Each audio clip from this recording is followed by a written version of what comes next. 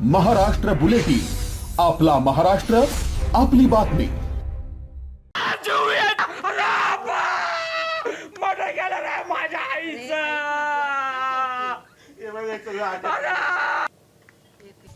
नाशिकमधून खळबळजनक बातमी समोर येत आहे.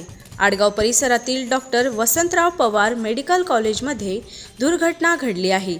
हॉस्पिटलची लिफ्ट अचानक कोसळल्याने ज्योती अहिरे या महिला कर्मचाऱ्याचा जीव धोक्यात आलाय. या घटनेमुळे रुग्णालयातील प्रशासकीय ढिसाळपणाचा पुन्हा प्रश्न एकदा ऐरणीवर आलाय. नाशिकच्या आडगाव येथील मेडिकल कॉलेजमध्ये आज सकाळच्या सुमारास लिफ्टचा थरारक पाहायला मिळाला.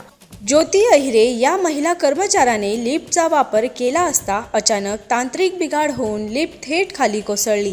या अपघातात ज्योती अहिरे ही महिला कर्मचारी गंभीर जखमी झाली असून सध्या तिच्यावर त्याच रुग्णालयात उपचार सुरू आहेत. ज्या ठिकाणी शेकडो रुग्ण आणि त्यांचे नातेवाईक दररोज लिफ्टचा वापर करतात, तिथे इतकी मोठी दुर्घटना घडतेच कशी? लिफ्टचे मेंटेनन्स नियमित केले जात होते का, की प्रशासनाच्या डोळे झाकपणामुळे हा अपघात घडला, असा संतप्त सवाल उपस्थित केला जात आहे. मी महेंद्र अहिरे, माझी आई इथं मेडिकल कॉलेजला कामाला होती. एक तास झाला मी तिला कामावर सोडला.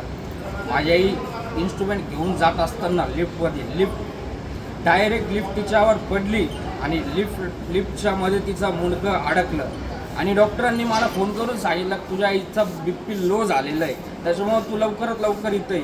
आणि पूर्ण चौकशी केल्याच्या नंतर एकाने मला सांगितलं की तुझ्या आईच्या डोक्यात लिफ्ट पडली. एका कामगाराने सांगितलं तुझ्या आईच्या डोक्यात लिफ्ट पडलेली.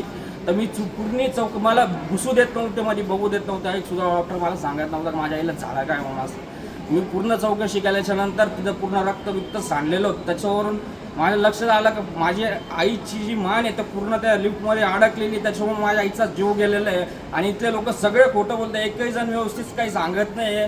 पूर्ण एक सुद्धा डॉक्टर व्यवस्थित काही सांगत नाही आहे मला. डॉक्टर बोलत आहे का तिचा BP लो झालेला आहे, पण BP काय वगैरे काही लो झालेलं नाही. त्याचा श्वास सुद्धा बाहेर निघत नाही. माझ्या आईचा जीव गेलेला आहे आणि हे आम्हाला येडक काढू राहिले. या घटनेनंतर रुग्णालयातील कर्मचारी आणि रुग्णांच्या नातेवाईकांमध्ये भीतीचे वातावरण पसरले आहे. सुदैवाने या लिफ्टमध्ये गर्दी नव्हती अथवा मोठी जीवितहानी झाली असती. या प्रकरणाची चौकशी सुरू करण्यात आली आहे. महाराष्ट्र बुलेटिनसाठी सयाजी पवार, नाशिक. महाराष्ट्र बुलेटिन, आपला महाराष्ट्र, आपली बातमी.